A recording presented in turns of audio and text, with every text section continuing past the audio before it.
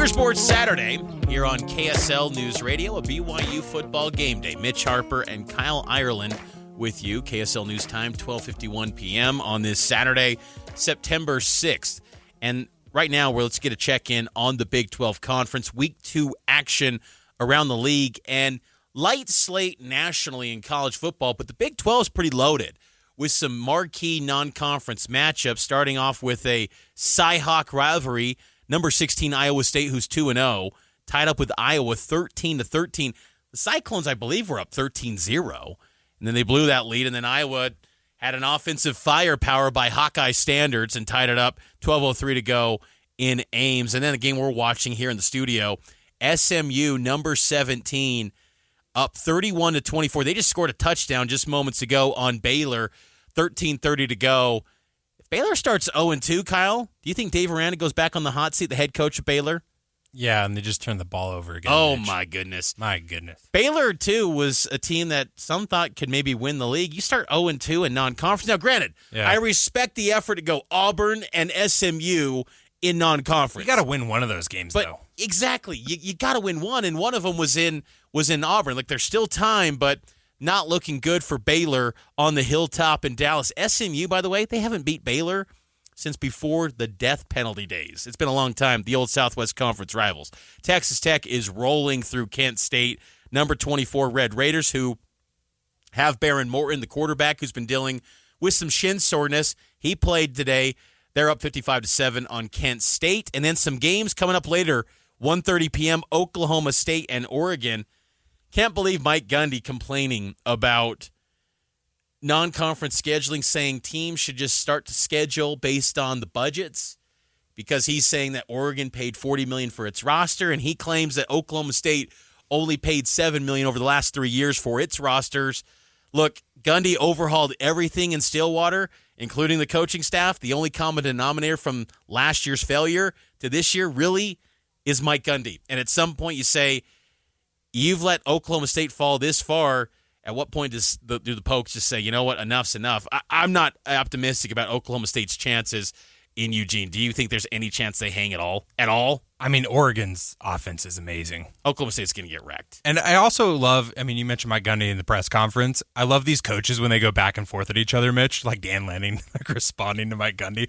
I think that adds a nice element. You don't see that in pro football. You don't see that at the NFL level as much. And it really just adds to something special with college football. Because the NFL doesn't have this dumb lack of transparency when it comes to money and how rosters are built. Yeah. You all expect that you're going to spend at least $50 million. That's like maybe $150, $250 million on your roster, whereas in college football, someone says, this team's throwing out $50 million for its roster. BYU's bagged you. They've paid $40 million for A.J. DeBonsa. Well, there's no actual evidence and transparency into these numbers. So people throw out these crazy things, and then anything that does leak out that's somewhat official, you're like, oh wait, that was completely off of what I heard 6 months ago. And my argument too to Mike Gundy, when you get between the lines, it doesn't matter what your media rights dollars are, your rev share. Execute at a high level and play the game.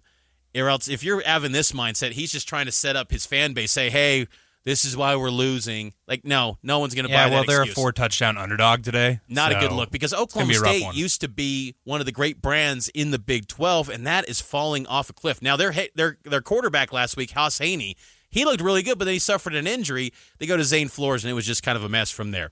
Kansas plays Missouri at 1:30 p.m., the old Big 12 border war.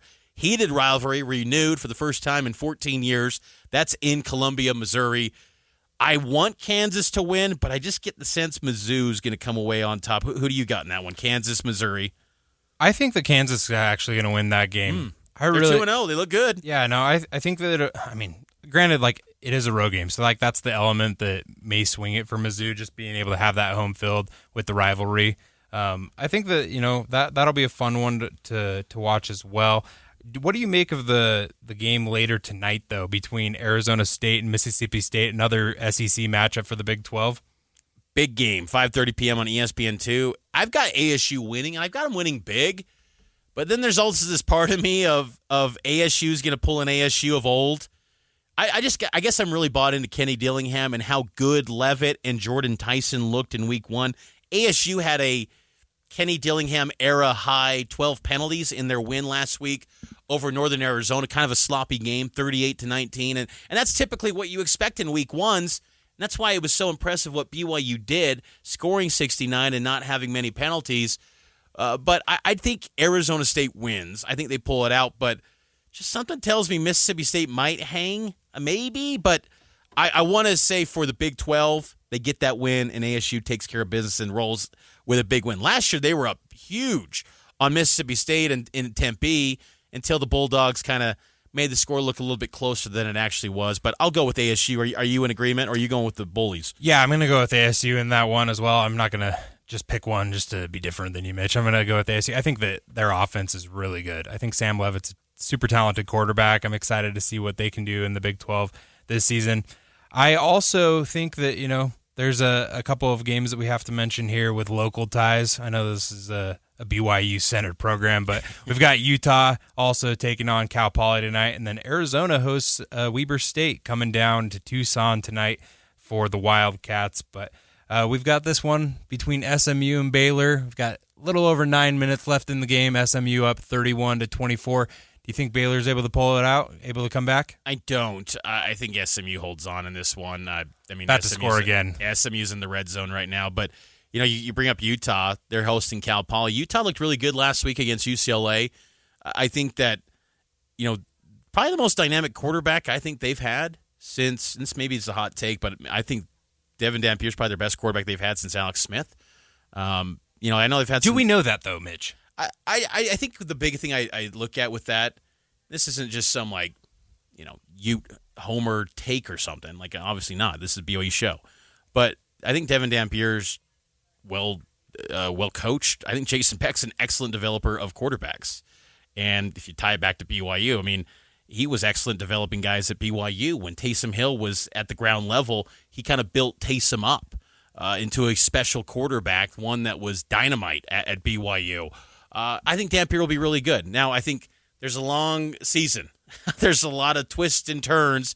I think Utah, though, their schedule sets up quite well. I was saying this in the summertime. People would say, oh, my gosh, Utah's got the toughest schedule in the league. And I go, not really, because, yes, they've got Texas Tech, but it's at home. They've got K-State. Well, that's not looking great. That's also at home. They've also got Colorado. It's at home. They go at Baylor. That doesn't look as daunting, potentially.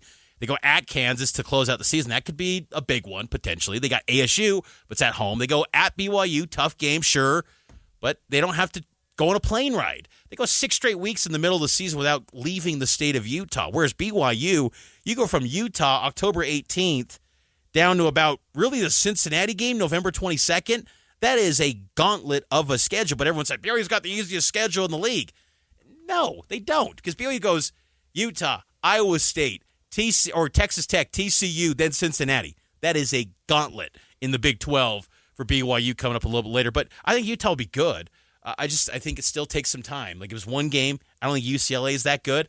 If BYU blows the doors off of Stanford, I expect the same sort of reaction where, oh my gosh, get BYU into the rankings. Let's see it happen. But I think that's my point is you don't know how good any of these teams are until October. Well said.